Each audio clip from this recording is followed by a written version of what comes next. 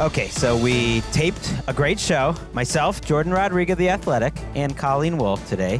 And you're going to hear that show in just a little bit. But I'm driving away from Inglewood, and I get a text that Russell Wilson has signed with the Giants. By the time I get back to the studio, just about 10 minutes later, Stefon Diggs has signed with the Patriots, and it really bothers me when we're not as up-to-date as humanly possible on NFL Daily, so I wanted those to be part of this show, so I'm just going to talk about those two moves quickly, and then we'll get to the rest of the show where we're really trying out our acting chops, doing some role-playing. Okay, let's start with the Russ deal.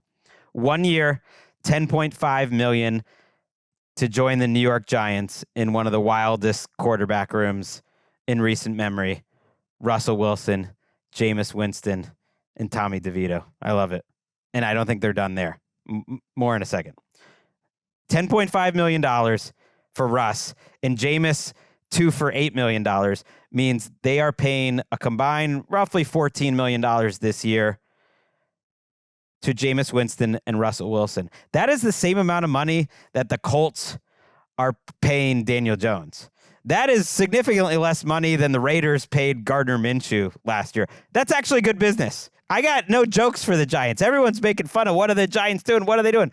They're paying two quarterbacks who can play well enough, $14.5 million, which is combined to make an average backup quarterback contract. I don't mind that at all. The more I thought about this, the more I think it doesn't change anything for them on draft day.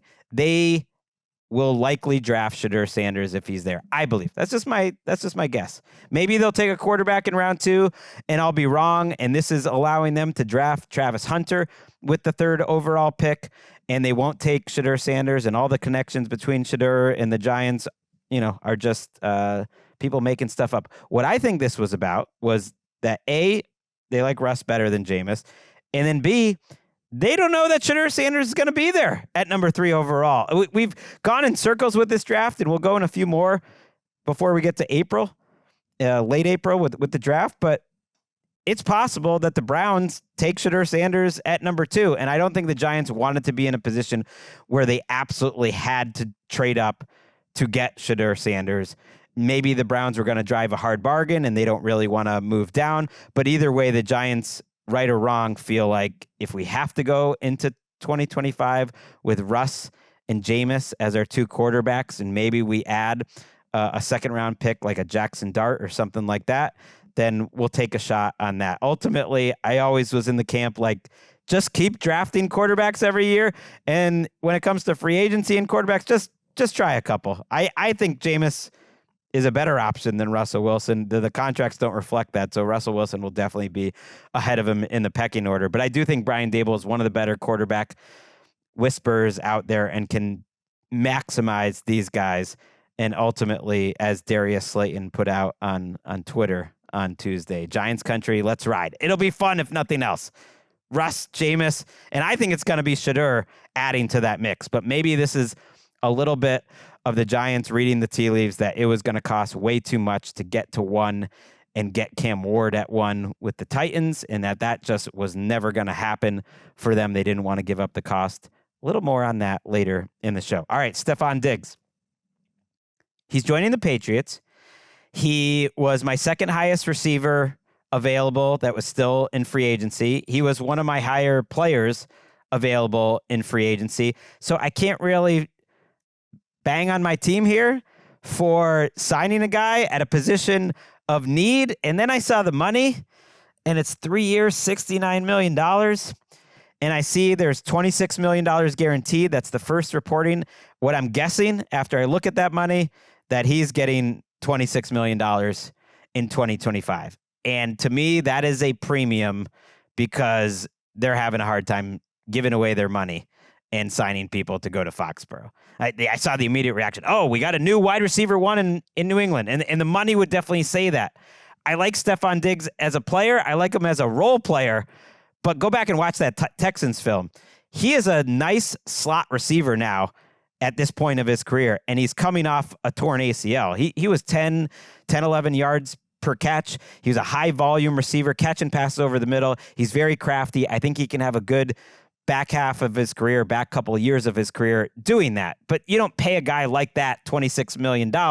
You pay a guy like that $26 million when you just need to upgrade the room and you're a little desperate and you have too much money and you can't spend it all. And it's fine. It's not a long-term risk. So you might as well spend that cap space. He will make them better. I just warn Patriots fans and fantasy owners and all this stuff, like, keep the expectations in check for Steph Diggs. Like, if they got something approximating Jakobi Meyers' production from Stefon Diggs in the year 2025, and I'm talking Jakobi Meyers when he was with the Patriots, when he's with the Raiders, that would be a huge win. And I just am thinking about how Bill Belichick refused to pay Jakobi Meyers $13 million a year, 3 for $39. They let him walk out the door, didn't replace him at all. And they're playing twice as much in terms of what Stefon Diggs will make this year compared to what a younger guy like Jakobi Meyers. And they're obviously different players, but they're both guys who I think are going to be predominantly slot players in the year 2025. But a guy that was really appreciated by the Texans for his leadership, and I think is coming into a part of his career where he can be more crafty than explosive, and I still think he's going to make them better, so you might as well spend that cap space. Let's just not expect him to be the Steph Diggs of old. All right, let's get to the rest of the show. I feel better. I'm going to sleep easier tonight knowing Russ and Steph were in it. Let's get to my friends Colleen and Jourdan. Welcome to NFL Daily, where we're really not sure how this show is going to go. I'm Gregg Rosenthal. I'm in the Chris Wesseling podcast studio with Colleen Wolfe and Jourdan Rodrigue, and feel like there was a lot of cramming and anxiety before today's show. Is that just because I'm here? No, it's me too. So our great producer, Eric Roberts, came up with the idea of doing some role playing and having some NFL first dates. Great idea. Came up with a lot of fun scenarios. Maybe we'll mention some of the ones even that we didn't do. But it's put us into like left brain thinking, and I feel like it's stressing all of us out. Maybe not Jourdan. She seems chill. No, something in my brain broke earlier this week, actually. So I feel loosey-goosey and like ready to go. And I kind of leaned into the weird here, which was, it's like the reverse of how I'm normally feeling. So who knows what the hell could happen? Okay, good. Yeah, we're like the kids department for Jourdan. She's got like 15 other jobs that stress her out even more. No, usually this one's... No, I'm just kidding. You do have some athletic profiles coming up, right, don't you? Yes. Okay, so that's Thank you for the plug. Just a little bit of a tease Thank there. you for the plug. That's what I was hitting at Exciting. there. So yes, we're gonna do some NFL first dates, which is maybe a sign that the news tap has run a little dry this week. Where it's a quiet time before the draft, but also there's no league meeting. That's next week as well. It's often a week I take a vacation. I remember this week is. It is. But I'm going to try to take some time in a couple weeks. Just quickly, the draft hasn't totally ramped up yet, but so the news today, it's a little different, but I think it's interesting. J.J. McCarthy was on Kay Adams' show Up and Adams on FanDuel TV. Let's listen to the Vikings starting quarterback. At least we think he's the starting quarterback. They haven't told me, and I'm happy they didn't, because I try to earn it every single day, and I never want that to be given to me, and it's such a privilege and opportunity to give me that chance, and I'm just going to make the most of it every single day. Oh, he's like at some golf course. They're in Mexico. Ooh. Good gig for Kay there, and for the players. Yeah. Is that like the NBC thing? I don't even Now know. I want to go on Players vacation. tournament or something. It's like a charity thing. Right? Okay, that makes more Yeah. sense. What did you think about that comment? I saw like an immediate reaction on Blue Sky where it was like a meme back in the day where it's like the guy says, I actually raised my rent just because I wanted to, grind that much harder. I told my landlord. It's like that was the kind of comment that was from J.J. McCarthy. I would want him to tell me I was the starting quarterback if I was J.J. McCarthy. Is there anything to read into there? No, I don't think so, because I think that you kind of want your quarterback to be a little chippy. You kind of want him to have a little, chip alert happening on his shoulder right now. And I think, honestly, after last year with Kevin O'Connell, nothing surprises me about the psychological techniques that they use or that he uses to develop a young quarterback. And J.J. McCarthy has some stuff to him, too. I mean, you hear it top people in that building talking about this. He's got a little stuff to him where like he wants to raise his rent essentially. Like he's that guy. And I think that's fine to be, if you're a quarterback, us normies do not know what this means. Yeah. But, the if tweet, you're a by the quarterback, way, I think it's okay. Was last night I asked my landlord to increase my rent. That's how much I believe in my grind hustle. Yeah, I think, listen, It's pretty good. the rest of us on planet Earth cannot understand or comprehend that. I think if you're a quarterback, you kind of want to be that meme. Yeah. You know? But for the Vikings, it's like actions speak louder than words. They don't really have to say that right now based on what they did. They didn't pursue any other quarterback. They don't have Sam Darnold there anymore. They don't have Daniel Jones there anymore. Who knows? They did pursue those two. Yeah, it should be said, but they had like a ceiling of how much they would pay. Exactly. They weren't like giving them an entire ransom to stay. Who knows what they're going to do in the draft? But right now, it's J.J. McCarthy. I think it's the news desert that we're in, but now I'm sort of buying that. Like, is there something here? Is there like no? a little, it's pre-draft. You can't believe a little doubt anything from the organization. Plus, when they had the report about Rodgers that they're not doing it at this time, but maybe later. And they did try to get Daniel Jones back by, according to multiple reports, it was about the same offer. He just thought, I could go play with the Colts, and I probably can't play. What are the chances he's not the starting quarterback week 1? I think he will be. It's very low. I think he will be. I think, honestly, this is all a tactic. I don't think any of this means anything other than this is all a tactic of, if you are sitting behind a guy and you're recovering from an injury for an entire year, and they saw that you can get a little spicy at the end of the preseason, which he did. He sort of took that next step. Everyone, all the beat writers who are watching practice every day, all said this last year at the end of the preseason. He definitively took that next step forward right before he got hurt. And if you're trying to pull that out of him again, then sure, you're going to leave it open with Aaron Rodgers. Sure, you're going to not like overtly like present him with a plaque that says, "Hello, starting quarterback, congratulations." You're going to raise his rent a little bit. It's on my radar. It's a little. There's something not right. We'll see. Puka Nacua was speaking to the Join the Lobby podcast. Our friend of the show, Puka Nacua, we had him on at the Super Bowl. He just loves being on podcasts. He talked about his future in the NFL. I want to retire at the age of 30. I'm 23 right now. I'm going into year 3. I think of Aaron Donald like, man, like to go out at the top, I think it would be super cool. But then also be like, yo, like I want to have a big family. Just like I want to have at least a starting 5. I'm like, I came from a big family. So he like, said he want 5. I need 5 boys. I need 5 boys for sure. That's cool.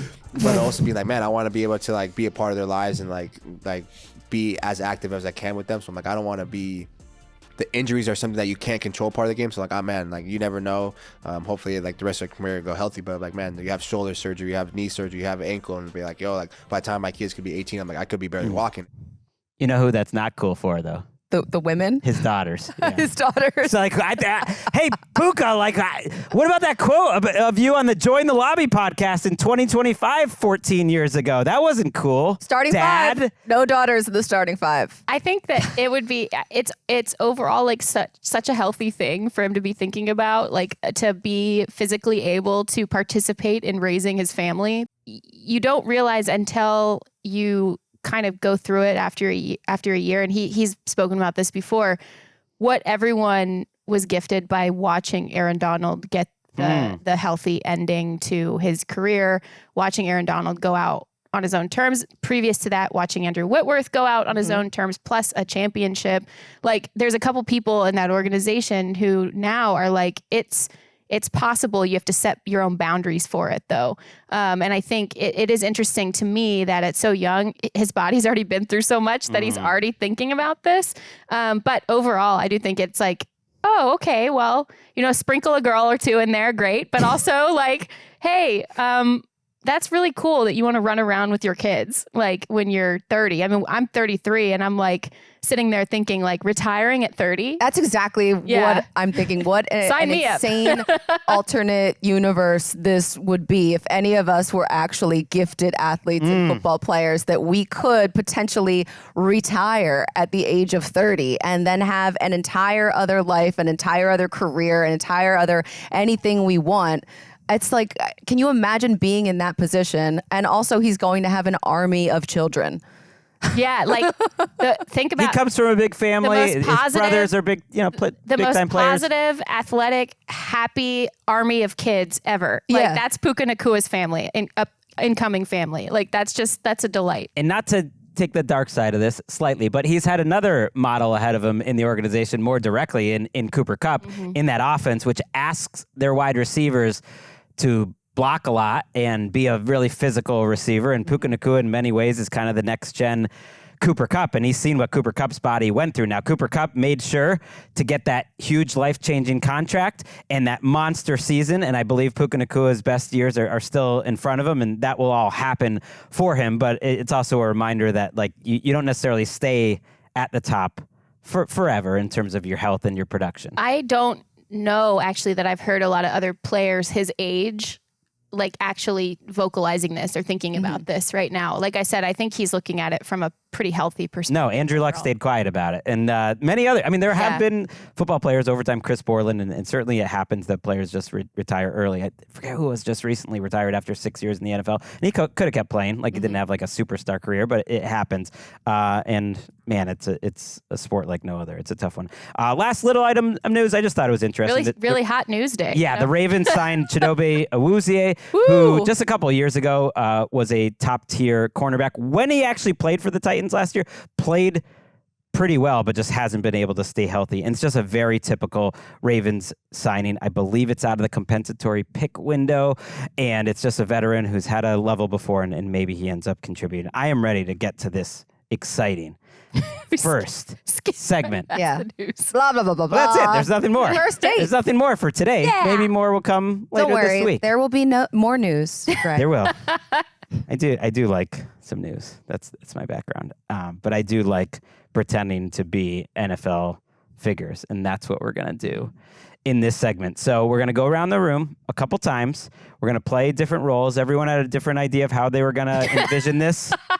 Whether it was like improvised or whether it's scripted. It wasn't just me this what? time. No one really did this differently. No one really. We didn't all talk about it as a group, which we should have earlier than this morning. But I think we're gonna nail it. Let's start. I like seeing the anxiety pour out of Colleen. So let's start with Colleen. There is no anxiety in the offseason. No, she's a performer. I've started the summer of Connie already. Okay. Hell yeah. That's right. You did wine country with your I did. dad? I took my dad and my sister to wine country. It was awesome. We had so much fun. It rained the whole time, but it wasn't even an issue. It was it was the best. My dad said it was the greatest time of his life. Oh Wow. my God. I know. I was like, That's so nice. I don't know if that's good or bad. But no, it was good. It was great. Loved it. So yeah, Summer of Connie is in full swing. At least in my mind it is. Once I get through taxes, we are full send. Shout out to Healdsburg. Beautiful place. My gorgeous. friend Matt Casey got married there. Really? It's beautiful. All right, let's start. Here we Set go. it up for us, Colleen. All right. So first dates. So for this first date, Jameis Winston takes the Giants to an escape room. What? No. And the escape room is called the NFC East. A buzzing neon sign hangs precariously in a dimly lit alley. We've arrived, Jameis whispers in a hushed tone to his date. The Giants look at each other, eyes wide, hearts racing. One by one, they step past the ironclad door. Brian Daboll quickly sends his location to his wife, but soon he'll realize there's no service inside the NFC East. A large antique clock ticks ominously over the faint hum of a generator. The space is cramped with a single flickering bulb overhead. Here, Jameis and the Giants will be briefed on the challenge ahead. The game master enters the room from the back. He's young, he's spry, cutting effortlessly through the cramped room. Ooh. He and Jameis lock eyes. I always knew Jameis would be a giant, the game master quips. We spoke about it at Super Bowl media night. The game master reveals his identity to the room and cackles with delight. A slightly too enthusiastic Saquon Barkley explains the rules of this escape room. Wow. After all, he knows what it's like to be trapped as a giant. No. A collective anxiety washes over the room as the air becomes thick with concern. What kind of first date is this anyway? And how did they even get here? The room goes dark. Joe Shane screams. Malik Neighbors shakes his head for no one to see because the room is dark. Jameis opens the door to the escape room and leads a mix of nervous coaches and management inside. They haven't won the NFC East since 2011, and Jameis knows this. Jameis is focused, yet playful, and calms the nerves of the room with some lighthearted jokes and a pregame pump-up speech giving a full Sunday gospel auntie energy. His ability to work under pressure is on full display in this moment, and together, Jameis and the team test communication, teamwork, and problem-solving skills one puzzle at a time. But time is running out, and urgency begins to suffocate the room. Will they escape? Will the clock run out? Tick, tick, tick. Oh, wow. What the I don't know if I'm going to be able to leave any of these conversations with a better sense of dread. I want to see episode 2.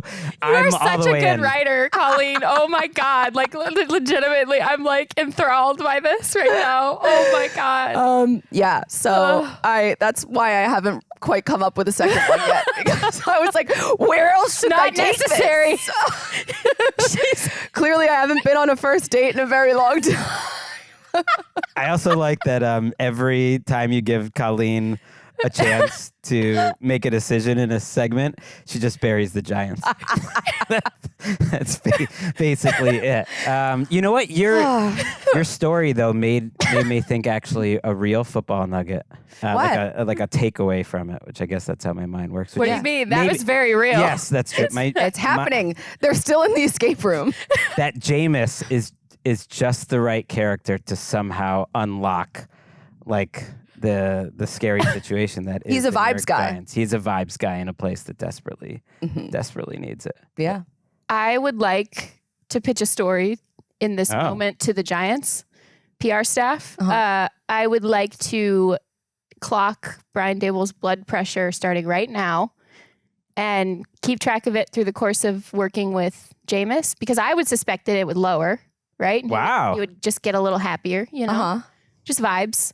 And then we could just sort of chart it. Just keep an eye on it, not judging, just noticing. I like that idea. Yeah, and maybe over the next month as he's reading these different draft reports, and I saw Jeff Darlington was on the radio and was saying, hey, don't still rule out the Giants for Aaron Rodgers. I was like, is this never ending? No. Is it not going to stop? But as we get closer, it does feel like there's supposedly Deion Sanders was thinking Shedeur, said at an event that he thinks he's going to New York, and he famously wore some Giants cleats at the Alamo Bowl, I believe Shedeur Sanders did. And so who knows? Maybe Jameis will just be the backup for Shedeur, who gets everyone out of the escape room, escape with their jobs.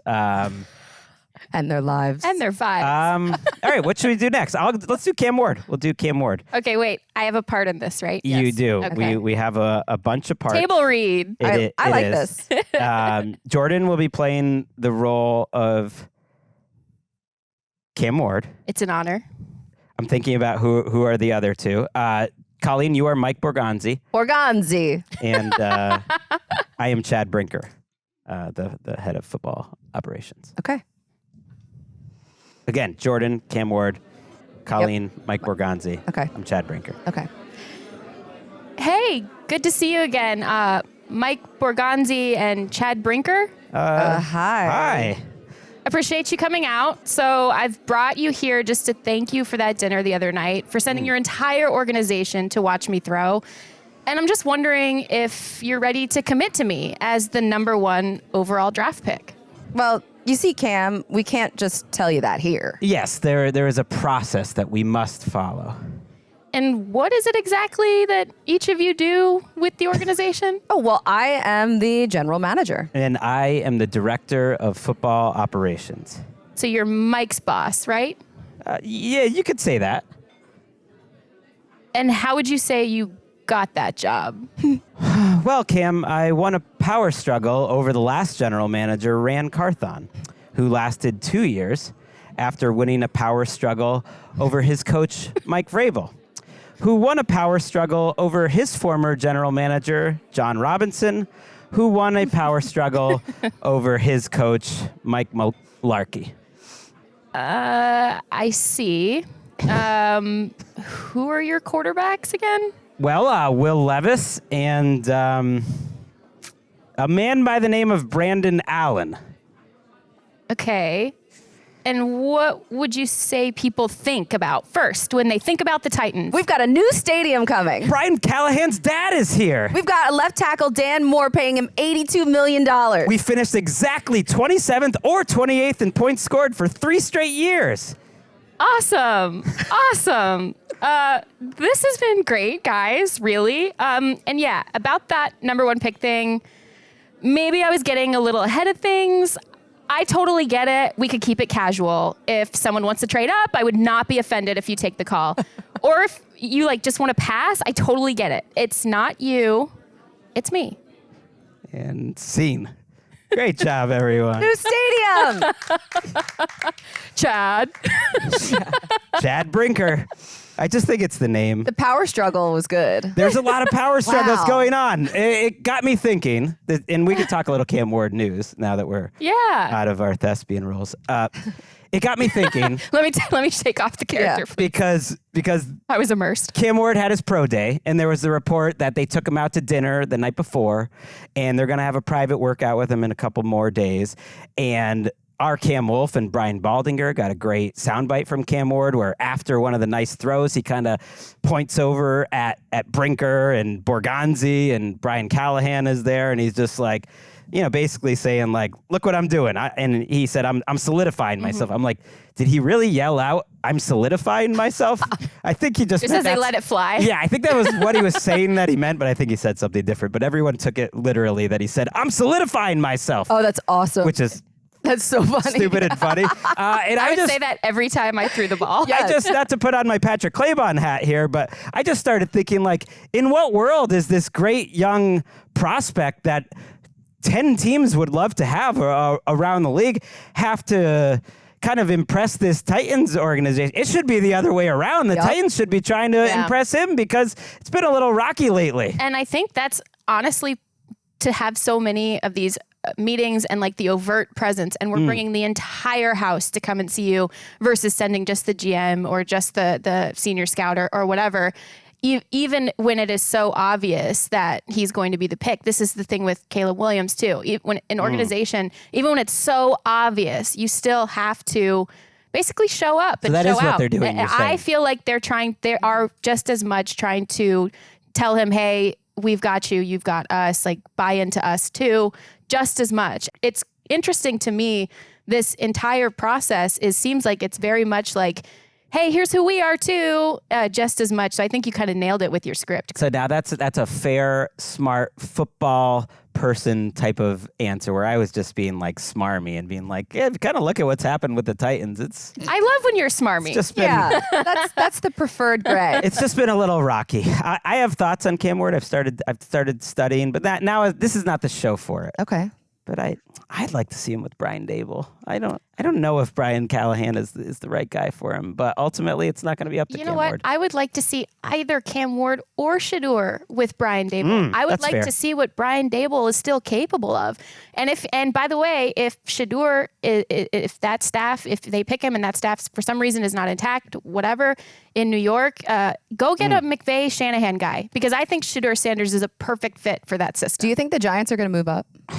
So there's been reporting about the Titans and their interest in Cam Ward. You're saying how it seems so obvious, and I agree with you, Jourdan. And yet 2 weeks ago, I don't think nationally that was necessarily the feeling. They knew what they wanted to do in the Tennessee building, but now it really feels like they're locking in on him. And the latest bit of evidence for that is Adam Schefter reported on Tuesday that they're increasingly impressed, and while they're expected to listen to offers, it would now take an even stronger package to acquire the draft's top selection. Now, if you really were trying to get the biggest package possible, this would be how you do it. They're trying to get the biggest package possible. Speaking of dating, First you know dates. What I mean? Yeah, you don't always find that out on your first date. Sometimes you do. Sorry. I was going to do something about offensive line protection, and I was like, it's too much, too racy. It's too much.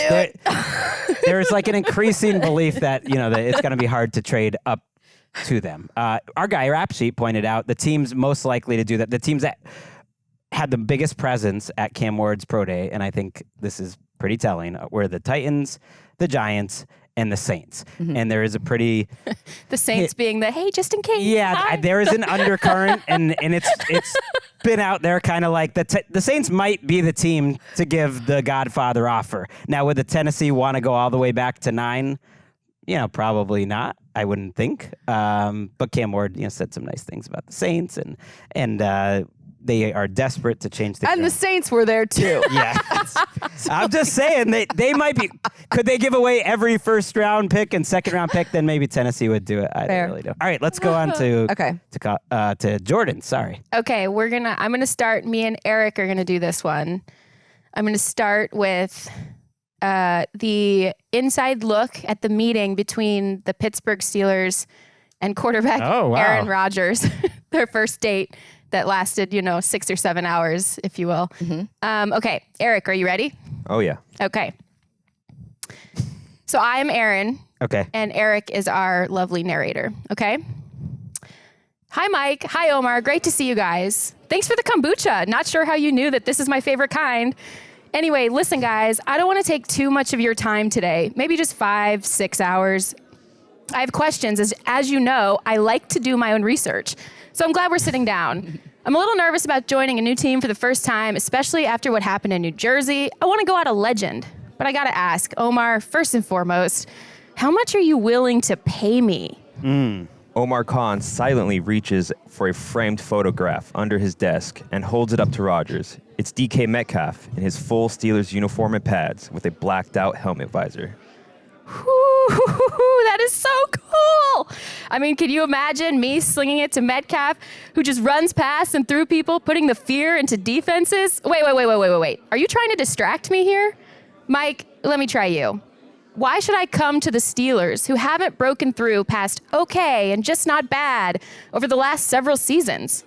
Mike Tomlin silently reaches for a framed photograph under his desk and holds it up to Rodgers. It's DK Metcalf in his full Steelers uniform and pads with a blacked out helmet visor. Okay, I mean, that's pretty freaking cool, man. Throwing the ball to that guy would be so fun. Almost could make me forget about everything else. No. Focus, Aaron. I have to think clearly. Let me just FaceTime my dude, TJ Watt. TJ, hey, man. Listen, I'm trying to get these questions about the organization answered, but Mike and Omar keep distracting me and clouding my brainwaves up with the potential of throwing to one of the most badass receivers in the NFL. So I need to hear it from you, Tej. Why should I come to Pittsburgh? Watt silently flips out his phone to show Rodgers a framed photo on his coffee table. It's DK Metcalf in his full Steelers uniform and pads with a blacked out helmet visor. Dumb, I love it. Okay, it, I'm in. Oh, wow. That was almost like an alternate history because he decided to join the Steelers. I need to see the picture. Yeah. I wish that you all of a sudden pulled one out from under the desk. Just wordlessly showed the photo. How badass is that going to be, though? I mean, I think it's going to happen. Now I'm starting to... I'm convinced now. Now I am. Now that he said it there. He did meet with them for 6 hours and then not sign afterwards. They let him out of the building. So I just mean clearly they're not putting any huge pressure that he has to right now. And maybe there is an understanding there, but maybe not.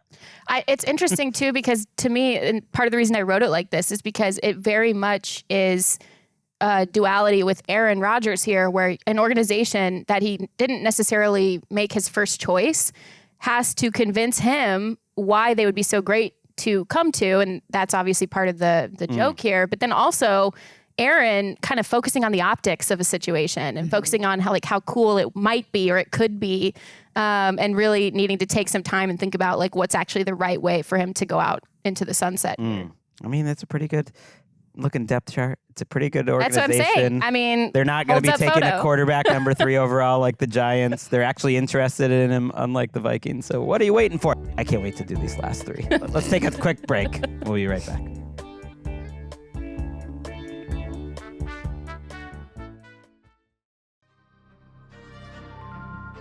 back on NFL Daily.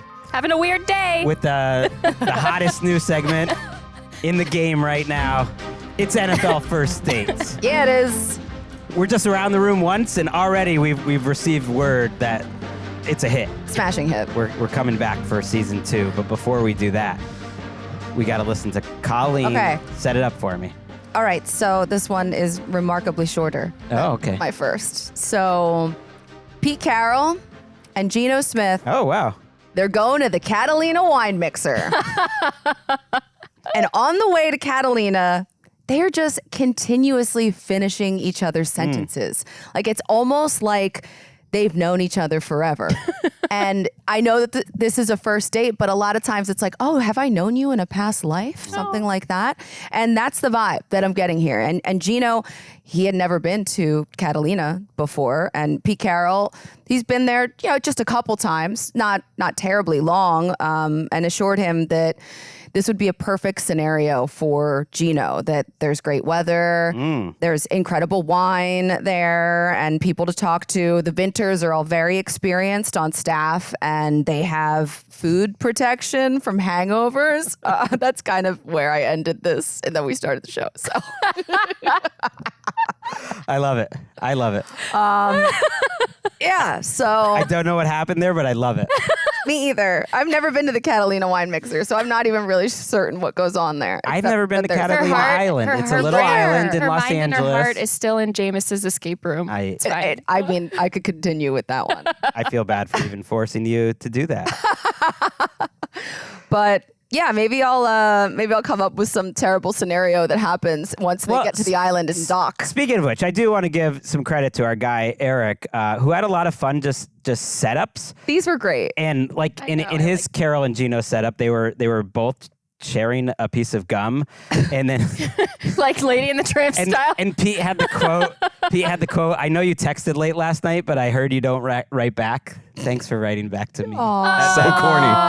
So corny. Eric. That's pretty good. And there was a Jason Light and offensive coordinator Josh Grizzard meet up, but Liam Cohen didn't show up to it. He stood them up. He was supposed to be there in Jacksonville. Well, yeah, they're in Tampa and they're all meeting together. They're thinking they're all getting together, and it's not happened. And then I do like, my favorite one was the idea of Shane Steichen and Daniel Jones and Anthony Richardson speed dating, that he essentially benched Richardson mid-date for Daniel Jones. So appreciate you, Eric. Nicely done, Creative Eric. juices, guys. Yeah. Had some time this week. All right. He's a star. We're gonna wing this one. I'm gonna be Sam Darnold, and Colleen will be Cooper Kupp.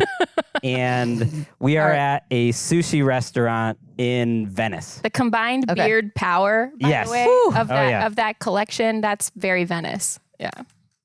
Hey, Cooper, so awesome to meet you, man. Finally. Yo, I've been waiting for this moment, man. It's so cool to just get a teammate that's like totally on the same page as me. Like, don't you just like love hunting and fishing? I mean, I really love volleyball. So beach volleyball is kind of my jam. You play, bro? I saw. Doubles. I love volleyball. That's why I spend my summers down here just. Dig Set Spike. I love that Pearl Jam vintage T-shirt you wore at the press conference. Yeah, that's my jam. That's my favorite. That's my go-to. You know what else I love? Like beards. Beards and baseball. And beer. I love beer so much. But sometimes, like, do you ever just feel like you aren't good enough? Nah, man. No. I always feel good enough. Like, do you ever just, like, wonder if sports are just the best distraction we have from the overwhelming sense that we're all going to die someday? Bro, what are you talking about? Do you ever like make a decision and like immediately after you make that decision, you start asking yourself questions like, why does everyone give Clint Kubiak so much credit for the year that got Mike Zimmer fired in those 2 games that were good for the Saints?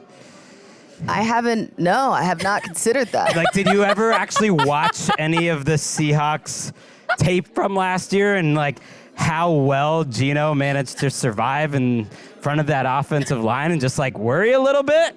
No, I just went surfing, bro. Like, did you ever think what would be better than me and you and JSN would be me and you and JSN At Stagecoach? and DK Metcalf? At Coachella?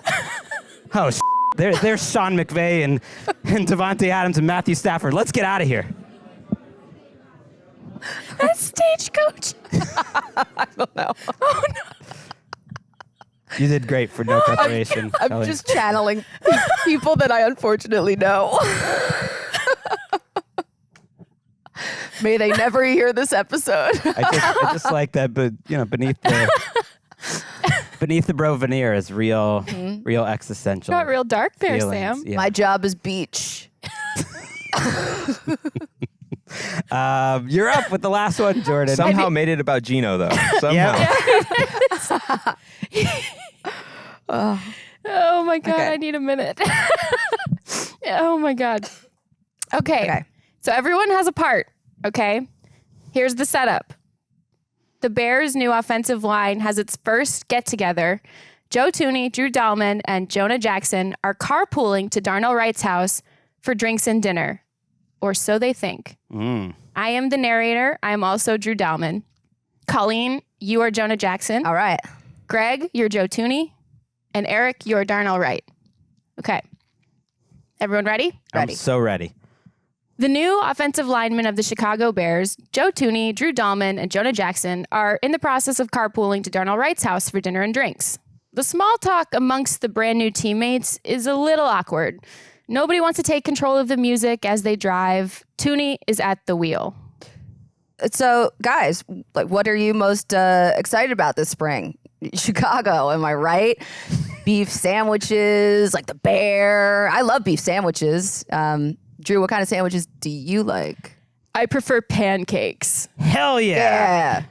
You guys got any ideas about how we're gonna turn this offense around? Teamwork, good blocking, staying healthy, getting the ball out fast, running the damn ball. Yeah, hell yeah. Also, there's this one thing we could try. He's sitting in the back and his voice trails off. Thuney looks at him in the rear view mirror. He thinks he knows where Drew is going with this.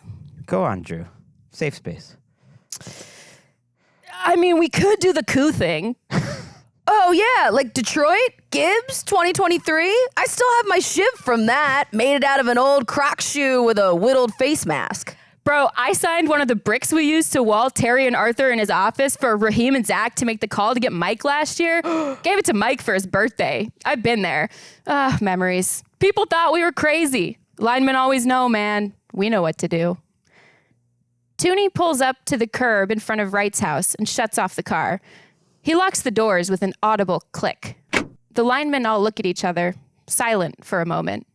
Okay, boys, we can't leave this car until we swear to each other. Ashton Genty at number 10. We need this running back. Ryan Poles is a big dude, and we like him. But can't we all take him, the three of us? We need to be prepared to take command if he tries to pick someone else. Suddenly, there's a tap on the passenger window. It's Darnell Wright. Hey, new friends. We talking coup? Ooh. Great Nice. job, Yay. Jourdan. We talking You guys killed that. I love you taking a break from your serious football work. Just how happy it makes you. We need to do this more. Script it out. I love character work. I love the idea that they could take over because Ryan Poles is a big guy. We sat next to him at the combine. Really? And they're not he was an offensive lineman as well. I would say he's as big as these guys, although they're in their playing shape and playing weight. So I think they could absolutely take him. I also think there's something there to the Bears kind of doing a similar thing that the Lions did, really, in all seriousness, with going high with a running back, especially a premier running back. And they need that. It's a position of need. They have other needs. But these linemen, they always know. If the Raiders let them get there all the way to 10, Ashton Genty. Raiders could panic. If not, they have the beef sandwiches. Chicago. Is that what Chicago's most known for Bear. now? Is the Bear? I'm surprised Deep Dish didn't make it in there. No idea. beef sandwich. You know what city is I don't want one. I'm not gonna lie. underrated for roast Jonah beef sandwiches? Jackson just didn't, Philadelphia? He likes what he New likes. Orleans. Like, New Orleans is well known for roast beef po' boys, and I feel like Really? the out-of-towners don't know. No. Parasols, come on. It's Well, why are you telling It's us a this thing. now, I know, Greg? we blew it, but we nailed it with our...